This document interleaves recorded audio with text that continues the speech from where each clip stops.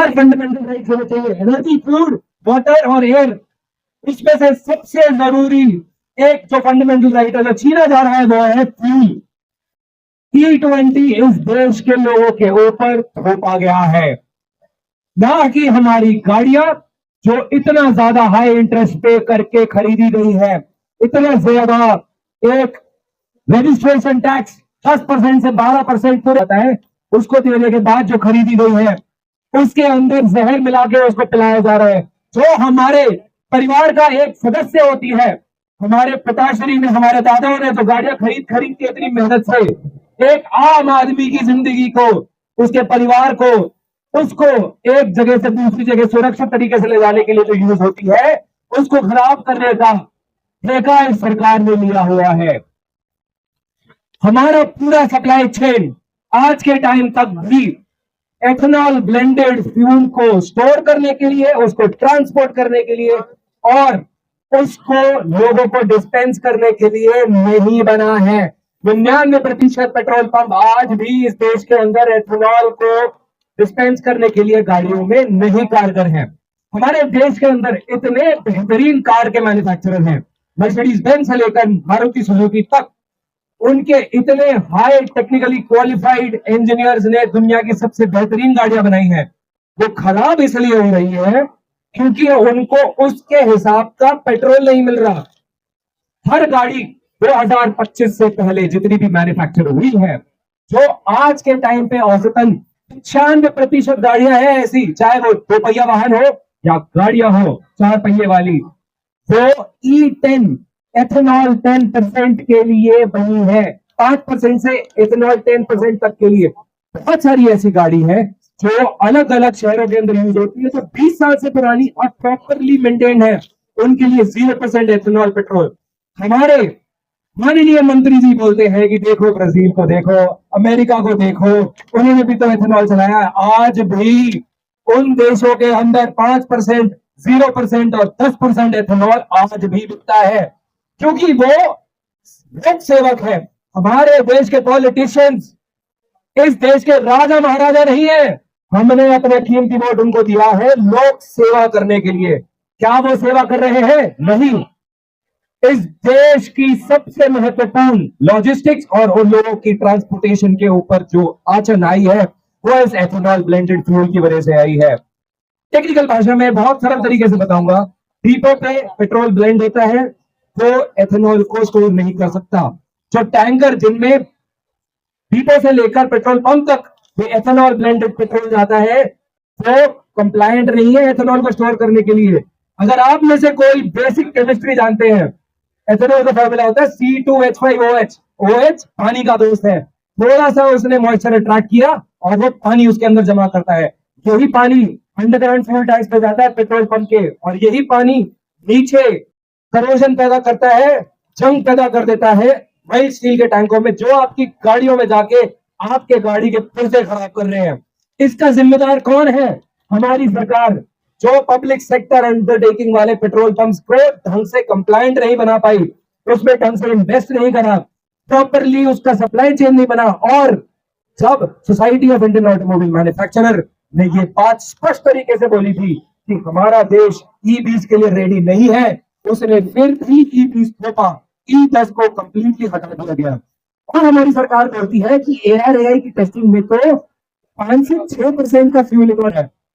ARAI automotive research association of India एक सरकारी funded प्रयोगशाला है, एक लैब है।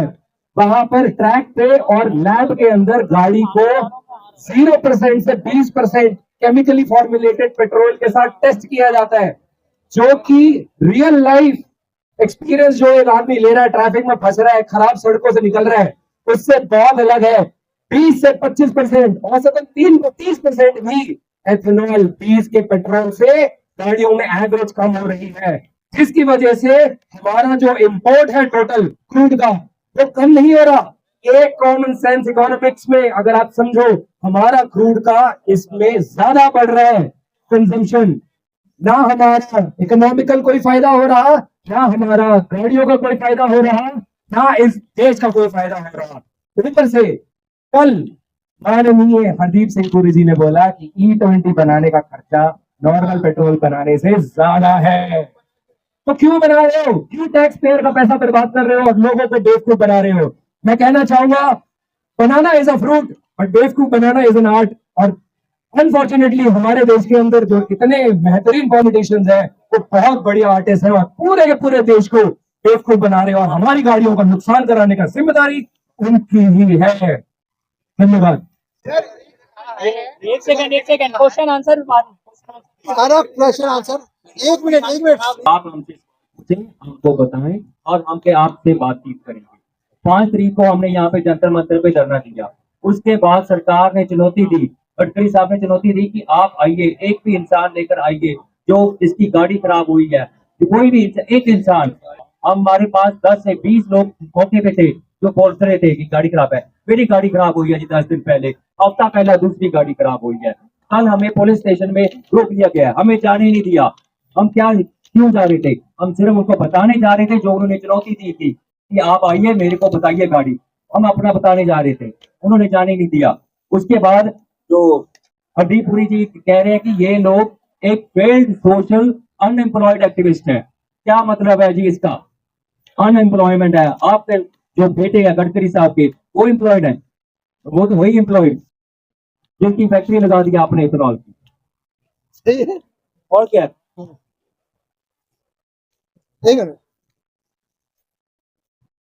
दोस्तों, सबसे पहले तो आप लोग यहाँ आए, हमारे मंत्री महोदय गडकरी जी ने चुनौती दी थी, आप सबके सामने चुनौती दी।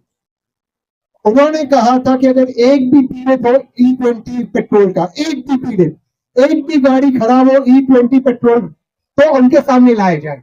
हमने उस चुनौती को स्वीकार किया। उस चुनौती को स्वीकार करते हुए हम लोगों को ले आए, वहां पर जो मिडिल क्लास लोग हैं, गरीब लोग हैं, जिनकी बाइकें हैं, उनको ले आए। हमने माननीय मंत्री महोदय से पूछा, साहब हम आपसे मुलाकात करना चाहते हैं। साहब आपने हमें चुनौती दी है, हम चाहते कि हम आए आपके पास और हमारी पीड़ा आपको सुनाया। साहब ने क्या किया? साहब डर गए और पुलिस को आगे कर दिए, और पुलिस को आगे करते हमें तुगलक पुलिस स्टेशन में बिठा दिया। और तुगलक पुलिस स्टेशन में बिठाकर हमें कहते हैं कि हमें आप दे दीजिए आपकी अर्जी। मैं पूछना चाहता हूं, क्या इस देश की इथेनॉल पॉलिसी गडकरी साहब और हरदीप पुरी साहब चलाते हैं कि यहाँ की पुलिस चलाती है? बहरहाल हमें पुलिस से कोई हमारी पुलिस से लड़ाई नहीं। हमारे भाई, हमारे लोग हैं तो बेचारे अपने आदेश को पूरा करते हैं। हमने सोचा कि हम एक कैंडल लाइट मार्च करेंगे, कैंडल लाइट मार्च करते हमारी आवाज रखेंगे, तो परमिशन की हमारी कैंसिल कर देंगे और कहा कि आपको जो भी बात करनी है, जितनी भी बात करनी है आप कर सकते हो, जंतर मंतर पे हम आकर बात करते हैं। बात इतनी सी है। नितिन गडकरी जी ने चुनौती दी, हमने चुनौती को स्वीकार किया। आप जो भी हमसे सवाल पूछे, हम सवाल का जवाब देंगे। हमें कहा जाता है आप अनएम्प्लॉयड सोशल एक्टिविस्ट हो। हमें बहुत फक्र है कि हम अनएम्प्लॉयड सोशल एक्टिविस्ट हैं। इस चीज को समझे, हमें बहुत फक्र है कि हम बेरोजगार अनएम्प्लॉयड सोशल एक्टिविस्ट है और समाज की सेवा करते हैं। बेरोजगार होकर हम समाज की सेवा करते हैं। किसी के अपने पिताजी के पैसे पे इथेनॉल की डिस्टिलरी चालू नहीं करते, जो भी करते हैं अपनी मेहनत से करते हैं, किसी के बाप के पैसे पे नहीं पलते। इसके हमें बहुत फक्र है। अब आते हैं दूसरी बात पर। ये जो घमंड है इनका, इस सरकार का, जो कहते हैं कि जो लोग परेशान हैं, जो लोगों को कोई समस्या हुई है, उन लोगों को आप और भी परेशान करते हैं, उनका हल नहीं सुनोगे, उनको चुनौती देके उनको मैं कहना चाहता हूं, साहब आप कब तक हमें रोकोगे? आज हमने यहाँ पर अपने लिए सीमित कर दिया, कोई बात नहीं साहब, आपने हमें पुलिस स्टेशन में बंद कर दिया, लेकिन हम यहाँ से हार मानने वाले नहीं। हम यहाँ से उठेंगे, हम चंडीगढ़ जा रहे हैं, हम बाकी शहरों में जा रहे हैं और पार्लियामेंट चालू हो रहा है। मैं यहाँ कह रहा हूँ, अगर नितिन गडकरी जी आपने चुनौती दी है, आप चुनौती स्वीकार नहीं करते तो हम पार्लियामेंट के वक्त आपके घर के बाहर बैठेंगे साहब। ये सुन लीजिए साहब, चुनौती आपने दी है देश की आम जनता को, आपने हमको बेरोजगार कहा है, हमें ये बहुत फक्र है इस पे।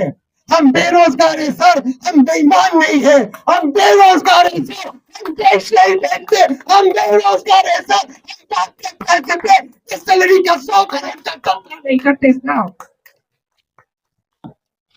आप आपसे पूछ रहा हूँ, मैं आपसे यहाँ पे भीड़ इकट्ठा हुई, मैं पूछ रहा हूँ आपसे, कहिए भाइयों बहनों, भाई साहब मैं आपको नहीं जानता हूँ, क्या आपकी गाड़ी का कुछ कपड़ा है या नहीं हुआ है? क्या है? क्या प्रदूषण बढ़ा है या नहीं बढ़ा है? मैं नहीं बढ़ी है या नहीं बढ़ी है? क्या आपकी गाड़ी में कोई समस्या आई है या नहीं आई? आपको इथेनॉल में लाभ सिर्फ नितिन गडकरी के बेटे का हुआ, आपका क्या हुआ?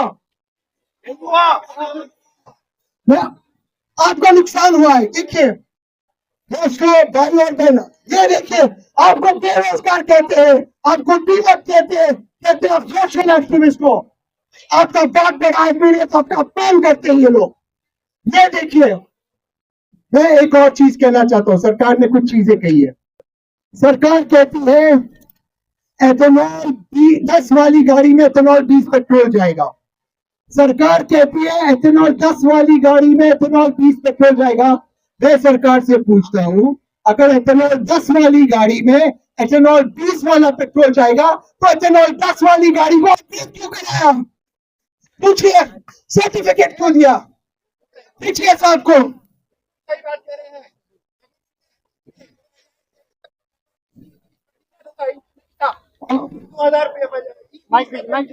साधारण आदमी है साहब, आपको बेईमान कह रहे, नितिन गडकरी देश के कौन आदमी है, आपको एक व्यक्ति चाहिए, आपको हम कितने ऐसे व्यक्ति देंगे जिनकी गाड़ी में नुकसान हुआ है? नितिन गडकरी साहब, अहंकार कौन सा है सर आपको? नितिन साहब, आपको अहंकार किस बात का है? दिनकर जी की कविता मुझे याद आती है, उसकी कुछ पंक्तियां उसको मैं बोलना चाहता हूँ।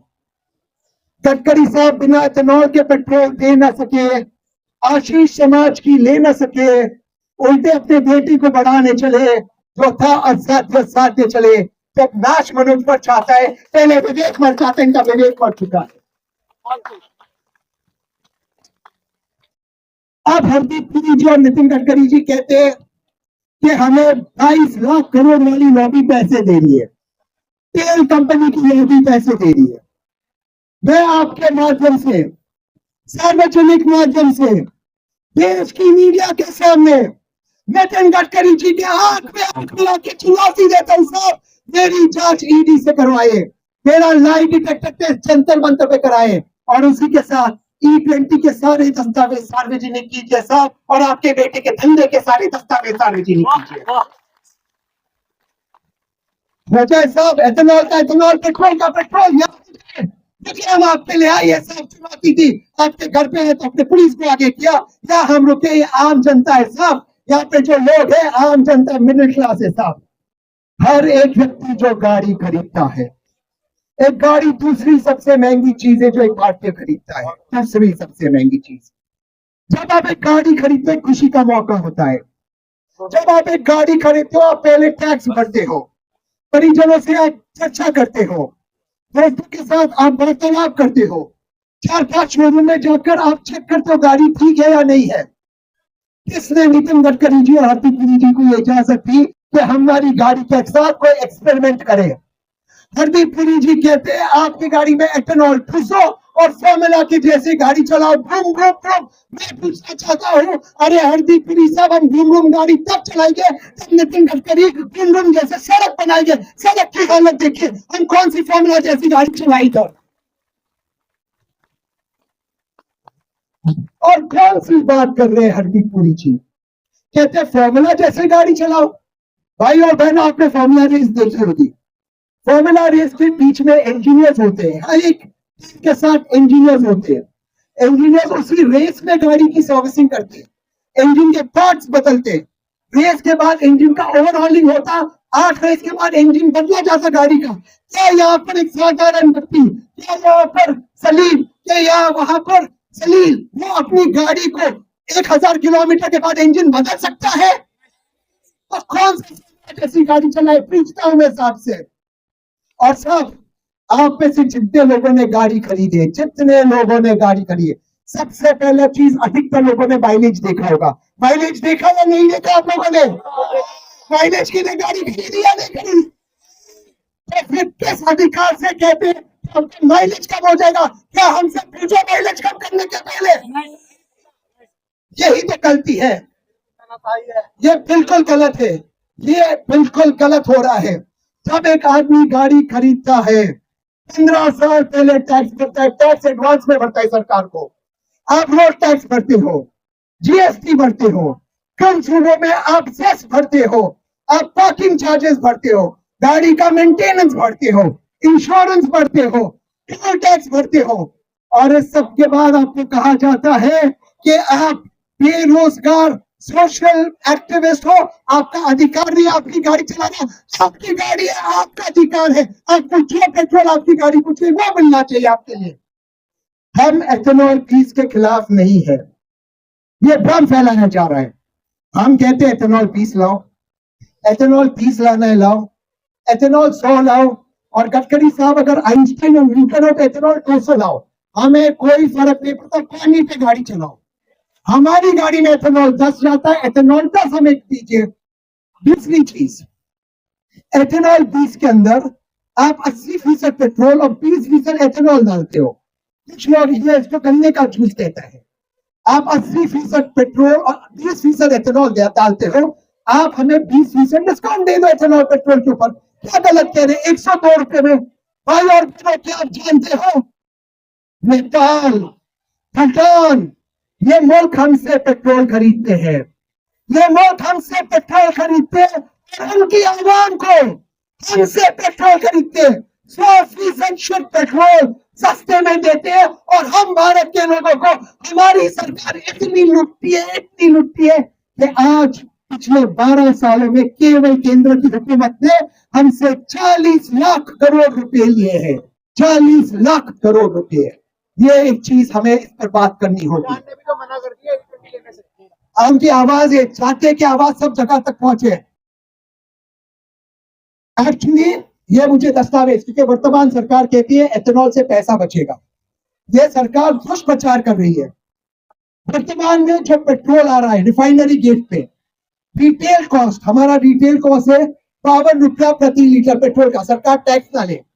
शुद्ध 100% E0 पेट्रोल भारत को मिल रहा है, आपको मिलना चाहिए 52 रुपए में, और एथेनॉल आपको मिल रहा है 72 रुपए में। 71 रुपया 86 पैसे, 86 हिंदी नहीं आती मुझे, 72 रुपए में आपको 86, 71 रुपया 86 पैसे में आपको एथेनॉल बनता है। यानी कि पेट्रोल का दाम 52 रुपए है और एथेनॉल का दाम 72 रुपए है। पेट्रोल एथेनॉल से ज्यादा सस्ता है, तो फिर आप एथेनॉल काहे मिला रहे हो? सरकार कहती है एथेनॉल से फॉरेन रिजर्व बचेगा, सरकार का यही बात है। हमने रिसर्च किया, भाई हम पढ़े लिखे हैं, हम व्हाट्सएप यूनिवर्सिटी से ज्ञान नहीं लेते, हम अच्छी यूनिवर्सिटी में गए। जब हम गए हमें पता चला जिस एथेनॉल की दुहाई सरकार देती है, सरकार कहती है कि एथेनॉल से पैसे बचेंगे, डॉलर बचेंगे, फॉरेन रिजर्व बचेंगे, यही सरकार एथेनॉल इंपोर्ट करती है अमेरिका से। तो एथेनॉल में पैसे कैसे बचे? हर महीने सरकार करीबन 30 मिलियन गैलन लीटर, ये इतना बड़ा नंबर है कि मुझे नंबर बोलना भी नहीं आता, देखा भी नहीं मेरी जिंदगी में। 30 मिलियन गैलन लीटर हर महीने वर्तमान सरकार यूनाइटेड स्टेट्स ऑफ अमेरिका से इंपोर्ट करती है। तो जो एथेनॉल से पैसे बचने चाहिए, वही एथेनॉल सरकार अमेरिका से इंपोर्ट काहे कर रही है, इसका जवाब दे। और एक आपको बताना चाहता हूं, सरकार कहती है एथेनॉल से हमारे फॉरेन रिजर्व बचेगी। मक्के में भारत सरप्लस प्रोडक्शन था, भारत का अधिक प्रोडक्शन था। यहां तक कि मक्के का एक बाई प्रोडक्ट है DDGS, जो होता है पशुओं का आहार, लाइव स्टॉक फीड। भारत का इतना इसमें सरप्लस प्रोडक्शन था कि भारत इसको एक्सपोर्ट करता था। जब अमेरिका भारत का ट्रेड डील हुआ, पता चला अब भारत मक्के को इंपोर्ट करेगा अमेरिका से, और किसान हमारे डर गए, क्योंकि अमेरिका का जो मक्के है वो बैंड है भारत में, क्योंकि वो जेनेटिकली मॉडिफाइड है। तब पता चला कि 43% भारत के कॉर्न को, 43% मक्के को इस सरकार ने एथेनॉल में डाइवर्ट कर दिया है। तो जिस चीज को भारत एक्सपोर्ट करते डॉलर कमा रहा था, उसी चीज को आप एथेनॉल में आप शिफ्ट करते उसी चीज को अमेरिका से आप इम्पोर्ट करते डॉलर खर्च करते हो और हमें बता रहे हो कि एथेनॉल से अब तक डॉलर बचेगा। किसको